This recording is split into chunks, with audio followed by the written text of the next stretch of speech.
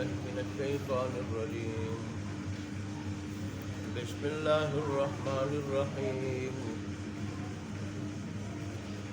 وإن لكم في الأنعام لعبرة نسقيكم مما في بطونه من بين فرث ودم لبنا خالصا سائغا للشاربين ومن ثمرات النخيل والأعناب تتخذون منه سكرا ورزقا حسنا إن في ذلك لآية لقوم يعقلون. صدق الله مولانا العظيم وصدق رسوله النبي الأمي الكريم ونحن على ذلك لمن الشاهدين والشاكرين والحمد لله رب العالمين. گزشتہ آیات میں اللہ تبارک و تعالیٰ نے اپنی رحیمیت کریمیت کا تذکرہ فرماتے ہوئے ارشاد فرمایا تھا کہ اللہ تبارک و تعالیٰ کا لوگوں کو ان کے گناہوں پہ فوراً گرفت کرتا پکڑتا تو زمین پہ ایک بھی چلنے پھرنے والا انسان اور اس طرح دیگر جاندار نہ رہتے،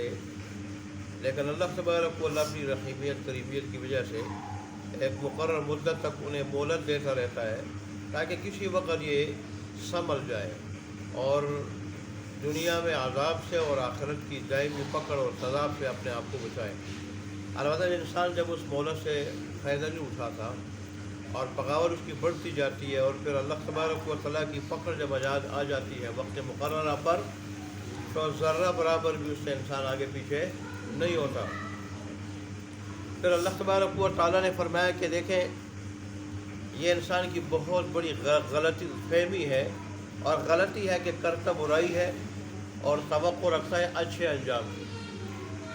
جیسے لوگ کہتے ہیں غفور الرحیم ہے، غفور الرحیم ہے تابعدار فرمان بردار کے لیے، اگر اس سے کبھی غلطی کوتاہی ہو جائے یا تھوڑی بہت غلطی کوتاہی ہو جائے تو اس کے لیے اللہ تبارک و تعالیٰ غفور الرحیم ہے۔ جو ہوئی باغی اس کی زندگی بغاوت میں گزر رہی ہوتی ہے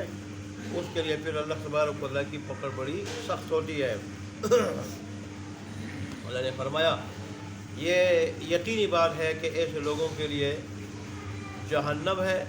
اور جہنم میں سب سے پہلے ان کو داخل کیا جائے گا جن کی ساری زندگی کفر میں، شرک میں اور بغاوت میں گزر جائے۔ پھر اللہ تبارک و تعالیٰ اپنے حبیب کو ارشاد فرمایا تھا کہ آپ کی مخالفت اگر ہوتی ہے ایسے دل برداشت نہ ہو یا آپ سے پہلے انبیاء کی بھی ہوئی ہے۔ اصل میں شیطان نے شروع سے یہ قسم کھا کے یہ ذمہ لیا ہے، اپنے ذمہ لیا ہے یہ بات کہ میں نے انسانوں کے برے اعمال ان کو مزین کر کے پیش کرنا دکھانا ہے تو ان کو برے اعمال اچھے لگتے ہیں۔ ظاہر سابقہ انبیاء کے دور میں بھی جب انبیاء انہیں سمجھاتے تھے کہ لوگوں کی برائی ان کو چھوڑ دو انجام برا ہوگا،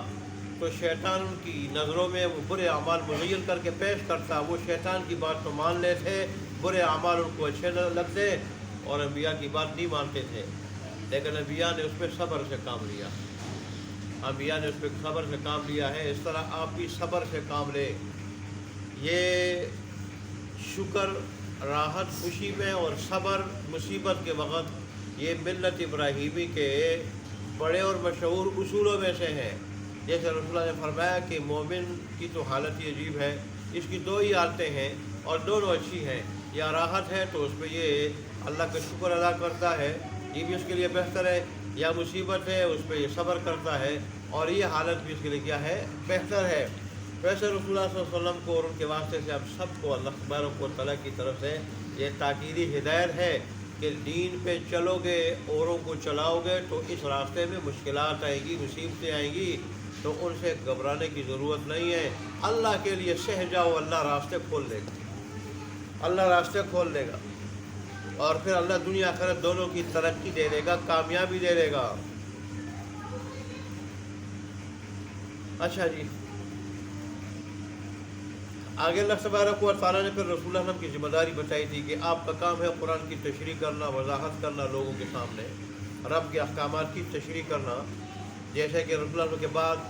یہ صحابہ کی ذمہ داری تھی، ائمہ مجتہدین کی، اور اب علماء کی ذمہ داری ہے کہ وہ قرآن مجید کی تشریح کرے، وضاحت کرے۔ پھر اللہ تبارک و تعالیٰ آخر میں فرمایا کہ دیکھو میں تمہارا اتنا بڑا محسن ہوں، منعم ہوں، محسن حقیقی، منعم حقیقی ہوں کہ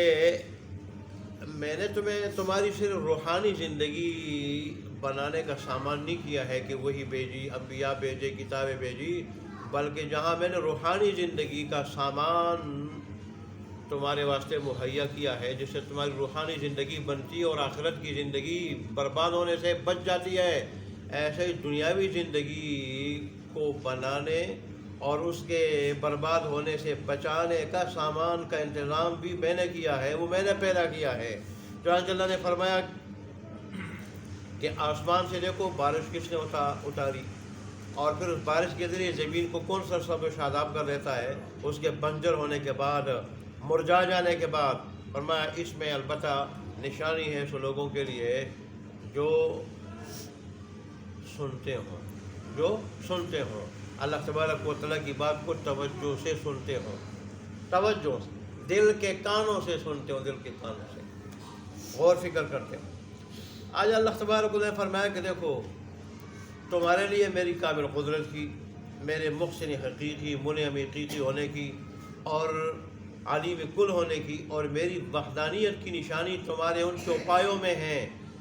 جو چوپائے تمہیں دودھ دیتے ہیں، کہ دیکھو گوبر اور خون کے درمیان رہنے والا دودھ کتنا خالص اور صاف ہوتا ہے، صاف ستھرا ہوتا ہے،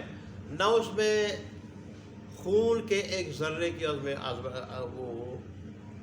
ملاوٹ ہوتی ہے، اور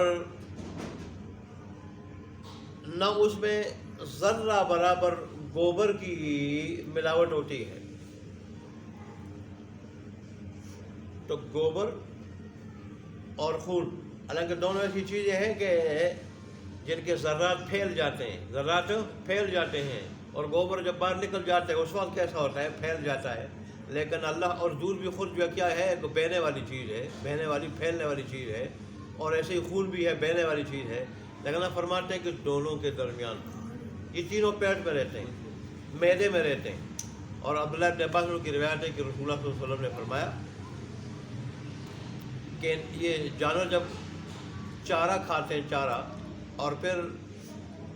معدے میں وہ پہنچتا ہے اور جگہ پکڑتا ہے، اس کے بعد معدہ اس چارے کو